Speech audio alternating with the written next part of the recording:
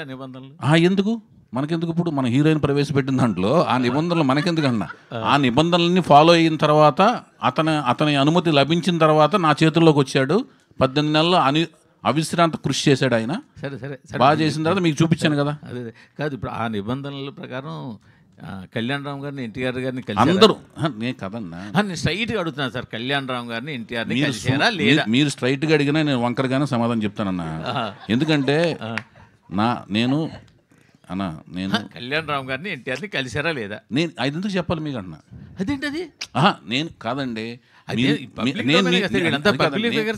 నేను అందరి అనుమతి తీసుకునే సినిమా చేశానండి. నందమూరి వంశంలోనే అందరి అనుమతి తీసుకుని సినిమా జరుగుతుంది. ఎన్టీఆర్ అనుమతి, కళ్యాణ్ రామ్ అనుమతి. మీరు ఎవరు అడిగినా అందరి అనుమతి తీసుకుని సినిమా చేశాను సార్. నేను అడుగుతుంది అందరి కాదు కదా, అందరి అనుమతి. అందరిలో ఎన్టీఆర్, కళ్యాణ్ అందరి అనుమతి ఒక నిమిషం అండి. సురేష్ అన్న ఆగండి అన్న, మీకు అందరి అనుమతి తీసుకున్నా అని చెప్పిన తర్వాత అందరిలో ఎవరున్నారో మీరు లిస్ట్ రాసుకొస్తే నేను సంతకం పెడతా. మీరు అందరిలో ఎవరున్నారో మీరు లిస్టు రాసు. ఒక్క నిమిషం అన్న, కాదు మీరు లిస్టు రాసుకురండి సార్. లిస్టు కాదు అడుగుతున్నానండి, మీరు ఒక్క నిమిషం ఆగండి, వినండి మాట. ఇప్పుడు వాళ్ళు జానకి రామ్ గారిని ఇప్పటికీ గుండెలు పెట్టుకుని వాళ్ళు ఏ సినిమా వేసినా దాంట్లో ఫస్ట్ స్లైడ్ వేసి మా ఇంట్లో జరిగిన కష్టం ఎవరింట్లో జరగకూడదని ప్రతిసారి స్మరించుకుంటూ ఉన్నారు. సో ఆ పిల్లడితోటి ఆ కళ్యాణ్ రామ్ కానీ ఎన్టీఆర్ కానీ ఎంత బాండింగ్ ఉందన్నది క్లియర్గా తెలుస్తుంది. అలాంటప్పుడు ఆ పిల్లాడిని ఇండస్ట్రీలో తీసుకొస్తున్నప్పుడు రేపొద్దున్న ఆ ఇద్దరి సపోర్ట్ కూడా మీకు కావాలి.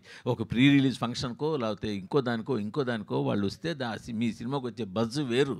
సో అందుకని అడిగారా నేను అడుగుతున్నా. అడిగాను లేదు అని చెప్తే సరిపోయింది. చెప్పాలా చెప్పక్కర్లేదా? ఇవన్నీ సంతకం పెడతా, ఇవన్నీ మాకెందుకు? కాదు అన్న, ఒక మాట వినండి. వాళ్ళు అతను పరిచయం చేసిన వెంటనే వాళ్ళిద్దరూ సపోర్ట్గా ట్వీట్లు పెట్టారు కదా. ట్వీట్లు పెట్టారా లేదా? మరి అతను వాళ్ళ సపోర్ట్ ఉందా లేదా? ఉంది కదండి.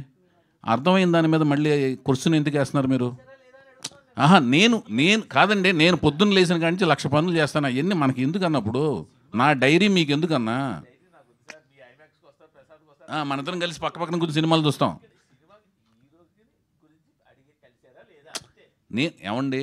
నేను దీని మీద ఆల్రెడీ ఆన్సర్లు చాలాసార్లు చెప్పాను. నేను అందరి అనుమతి తీసుకునే సినిమా చేశాను. అందరిలో మొత్తం అందరూ ఉన్నారు, కుటుంబం మొత్తం ఉన్నారు, నందమూరి వంశం అందరూ ఉన్నారు. అందరి అనుమతి మీదే అతను నాకు ఇచ్చారు.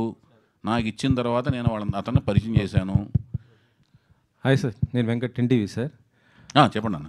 ఆ రోజు మన ఎన్టీఆర్ని ఇంట్రొడ్యూస్ చేసిన రోజు ఇటు జూనియర్ ఎన్టీఆర్ గారు, దాంతోపాటు మన నారా భువనేశ్వర్ గారు ట్వీట్ చేశారు కదా. అవును, వాళ్ళిద్దరు బ్లెస్సింగ్స్ ఎలా ఉంది మీకు? ఎంకరేజ్మెంట్ అసలు ఎంతో భావోద్వేగానికి లోనేనండి.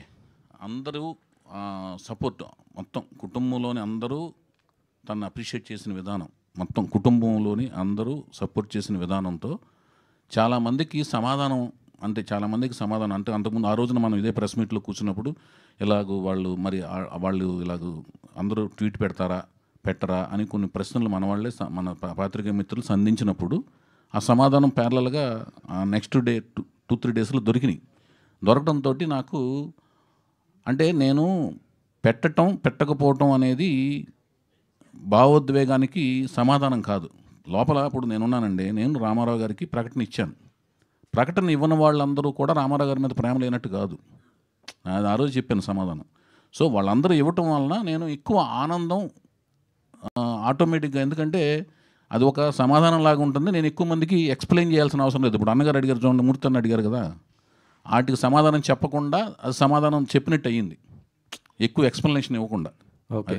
ఇంకోటి సార్, ఇప్పుడు మనం ఎన్టీఆర్ గారిని జూనియర్ ఎన్టీఆర్ అని పిలుస్తున్నాం. ఇప్పుడు ఈ ఎన్టీఆర్ని ఏమని పిలవాలి?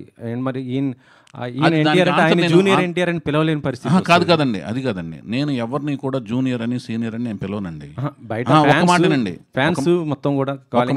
ఒక మాటనండి, వాళ్ళకి వాళ్ళ తల్లిదండ్రులు పెట్టిన పేర్లు ఉంటాయి. ఆ పేరు మీదే మేము సినిమాలో టైటిల్ కార్డులు వేస్తాం.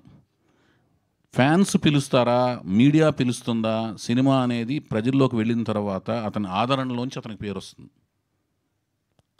ఒకళ్ళు తారక్ అనొచ్చు, ఒకళ్ళు రామ్ అనొచ్చు, ఒకళ్ళు రావు అనొచ్చు. నన్ను నా ఫ్రెండ్లు కలిసి సత్యం అని పిలుస్తారు. ఒకళ్ళు వెంకట అని పిలుస్తారు, అమెరికాలో ఫ్రెండ్స్ అందరూ. కొంతమంది వైవిఎస్ అని పిలుస్తారు, కొంతమంది చౌదరి అని పిలుస్తారు.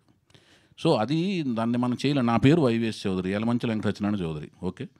సో దాన్ని అది మనం చెప్పలేం. నా పేరు వేసుకుంటే నేను నా పేరు వేసుకుంటాను. మనము అది మొదటి సినిమానే కదా, రిలీజే బయటికి వెళ్ళాలి కదా, నేను ఎవరిని డిసైడ్ చేయటానికి అతని పేరుని. ఎన్టీఆర్కి మరి అంటే ఏదో ఒకటి ఉంటుంది కదా సార్ అట్లా నేను పెట్టకూడదు అంటున్నాను. ఇప్పుడు మన తారక్ పరిచయం అయినప్పుడు కూడా అతని పేరు, అతనికి ఏమైతే పెట్టారో ఆ పేరు వేసుకున్నారు. అంతేగాని అది తర్వాత అప్పుడు ఇండస్ట్రీలో ఆయన ఏమని పిలుస్తున్నారు, ఆయన ఏమని ట్విట్టర్ నేమ్ పెట్టుకున్నారు, అవన్నీ ఏంటంటే తర్వాత జరిగే పరిణామాలు. నేను అలా చేయలే, ఆ ప్రశ్న ముందు అడగరు కదా అంటున్నాను.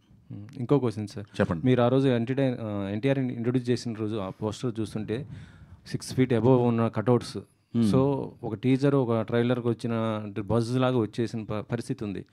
సో ఇప్పుడు మీకు ఏమైనా టెన్షన్ ఉందా, అంత బజ్ రావటం, ఇప్పుడు ఎలా చేయాలి ఏంటి అనేది ఒక టెన్షన్? లేదు, నేను డెఫినెట్గా అతను బ్రహ్మాండంగా ఉంటాడు అనుకునే నేను మొదట చూసినప్పుడే అతను బ్రహ్మాండంగా ఉంటాడు, మంచి స్టార్ అవుతాడు అనుకునే దిగాను.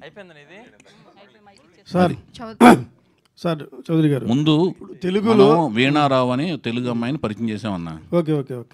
ఇప్పుడు పదంలో దర్శనము, రూప లావణ్యాలని తెలుగు పదాలు ఈ మధ్య